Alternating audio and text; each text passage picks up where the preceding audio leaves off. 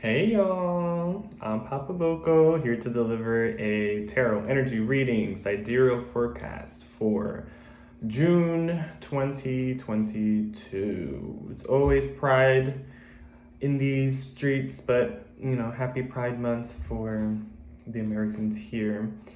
Pulled some interesting cards this month, and with the astrology and with everything going on, seems fitting, but it's probably gonna initially feel intense. But as always, I'm gonna walk you through it. So, Nine of Swords and Temperance. I'm using Tazama African Tarot.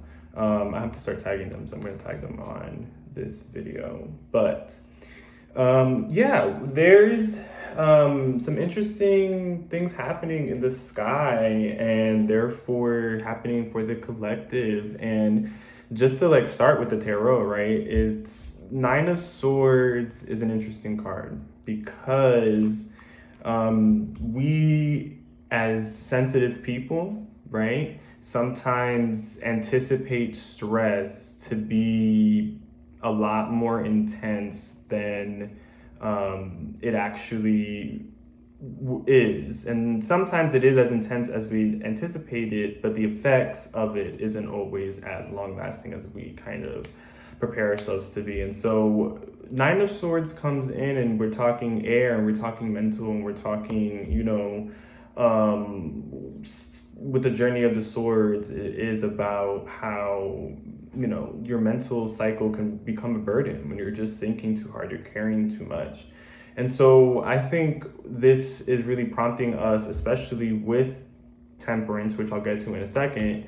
It's talking to us about how we're carrying a lot of guilt, a lot of worry, a lot of anxiety, and we really have to unpack that. And I know that it's hard to identify sometimes what those things are, but it's really in the moments when you're calm or relaxed or trying to relax or feeling at the height of your stress. It's this thing, there's this element that I encourage people to embody, right? Is to use the other elements to combat some of the issues that come with the lesson of, in this specific case, the swords, the Nine of Swords.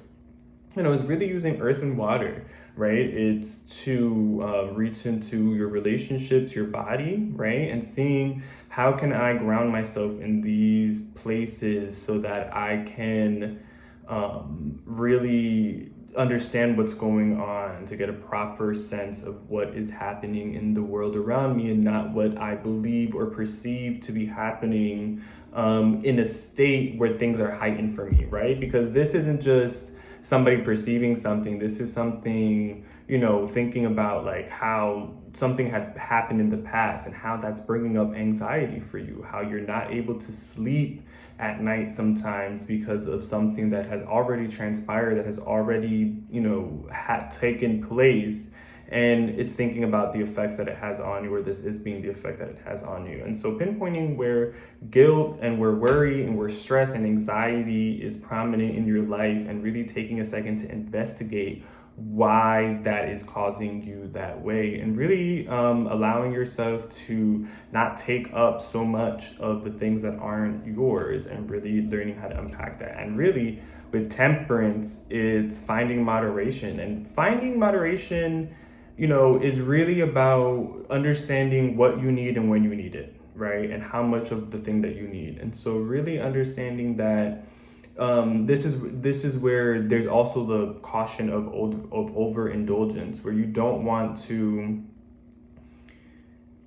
drown yourself in one particular mode of being or behavior to overcome this problem, right? You're going to want to lean into, for example, self-care is coming in a variety of ways. It's not only leaning into rest, it's leaning into discipline, and discipline being not something not the way that we conceptualize it now under capitalism, where it's actually slavery, where you have to be coerced into continuous work. It's discipline being making a commitment to yourself and trying your best to achieve that commitment, even, not even, it doesn't matter how small you lean into it. It's the fact that you're leaning into it and showing up every day, something like that is really within that realm. So really thinking with, temperance, it's really understanding that's the way that we're healing things. So it's not about just removing the stress. It's about saying, well, how can I get into a different relationship with it, where maybe if I have to engage with something stressful like my job or a certain relationship that's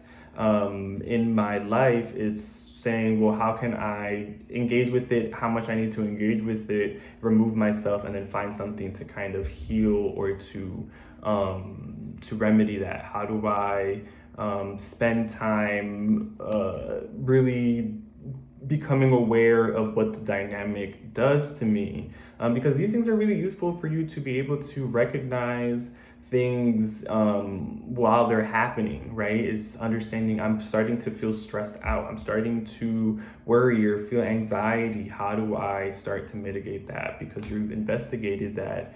Okay, I understand when I feel a lack of control from my sidereal cardinal people, right? It's like I then struggle with how to move forward, and I, feel guilt because I can't do something. I feel anxiety because I'm stuck, right? And then for mutable people, it's thinking, how not understanding or not knowing or not thinking or not believing something forces you to really question yourself, and that gives you, anxiety, that it produces guilt for feeling inadequate to make a proper judgment, but you don't actually have the resources to do it, right? For my fixed people, right, it's about how do we sometimes not fit into the expectation that is being either thrust upon us or that we've come to embody, and really understanding how that affects us and the guilt and the shame that comes with, all that's happening. And especially with Taurus being something that's focused in the sky this year, right, with the Mercury retrograde, where Mercury just stationed direct in Taurus, but it's going to still be retrograding there, or it's still going to be kind of going through Taurus till July. So we've been, dealing with Mercury retrograde for at least a month, or Mercury in Taurus. And so Sidereal Taurus being about the status quo and how we're seeking approval sometimes from certain institutions of power, because of the way that we look, or the way that, or the inherent nature of the things that we have. How does that place us in different positions of power and approval against other people, right? So thinking again for my fixed sign people, like I was saying, how does the battle of our identity, against something cause stress? But the question really is like, well, and the remedy, right, that I'm saying, for example, and just to continue the modality or the task of each, of the sidereal things, is like your remedy, right? If you're cardinal, if you have prominent cardinal, if you have a lot of placements in Cancer, Sidereal, of course, Cancer, Libra, Aries,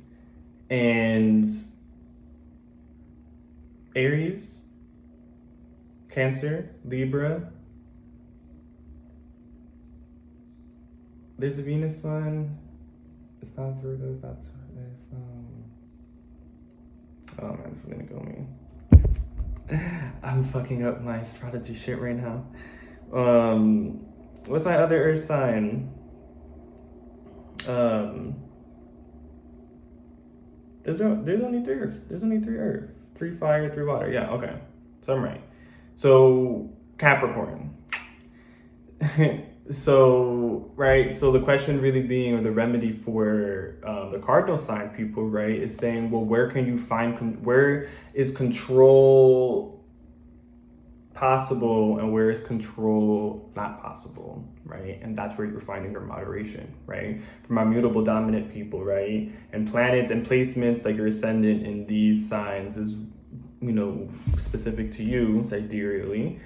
It's so for my mutable, which is Gemini, Pisces, Sagittarius, and Virgo, you're thinking, okay, how do I find moderation between self-doubt and just being able to know, right? Because there's a healthy level of self-doubt where you're able to, question yourself to say, okay, well, why do I believe this? And then find a way to reinforce it. But it's really that second part that's crucial, right? And finding that moderation where you're saying, well, how can I just settle on a definition and allow it just to be that, and continue to and build off of that instead of questioning myself constantly and settling on something. And so thinking for my fixed sign people, which is Taurus, Leo, Aquarius, and Scorpio, thinking how can we really wrestle with identity and figuring out that there's certain roles and there's certain expectations or there's certain dynamics that require certain strategies, certain ways of being that we have to figure our way out through. And it doesn't always require full force. It doesn't always require submission, but it's also strategy. It's also recognizing what something is in order to really see how it shapes the way that you think about who you are and the world around you. So that's, really the cards for this reading. Really quick, there's a full moon in Sidereal Scorpio June 14th. Mars is it's going to be in Pisces then. So thinking, how figuring out how we've been alienated and disarmed because we don't know what is and what isn't, and our capacity to discern truth has been disrupted because we've figured out how much of the context we're actually missing. Jupiter is in Pisces, so Jupiter is ruling the fuck out of this lunation, and really thinking how, right, we're thinking as a collective how Scorpio is our survival instinct, right, decolonizing the survival instinct. We just finished up eclipses there, and so really thinking how does Sidereal Scorpio allow us to tap into emotional boundaries, right? Especially when we don't have all the information. And how does that give us more power instead of isolating ourselves into pockets of information or communities, and really thinking, well, how can we work together to figure out something when the context has been, well, we don't actually know what we believe that we know because the context has been concealed from us or has been hidden from us in certain ways. And there's actually a quote from, and I knew this day was going to come, and I wish I had the name of the woman, but it's a video on my Instagram, right, where this, on the Phil Donahue show, if you Google that on YouTube, Phil Donahue show, like Akbar or something, and that woman talks about it in the audience, where she's like, we've been, and I'm paraphrasing, we've been misinformed just as much as the enemy or white people as a collective has been misinformed about their positioning, about where things have bing actually in the world been done or been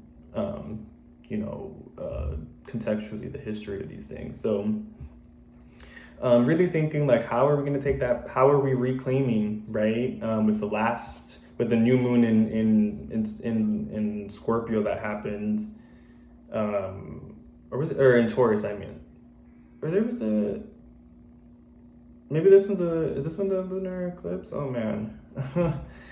But no, I don't think this one's a lunar eclipse. I think we just had a lunar eclipse in Aries, right? So Mars was that ruled one, and so this one's another, Mars ruled one. So thinking how, the story continues about us really being in the collective, in solidarity via our autonomy. So I hope that was helpful for folks. I'm Papa Boko. And I'll talk to y'all soon.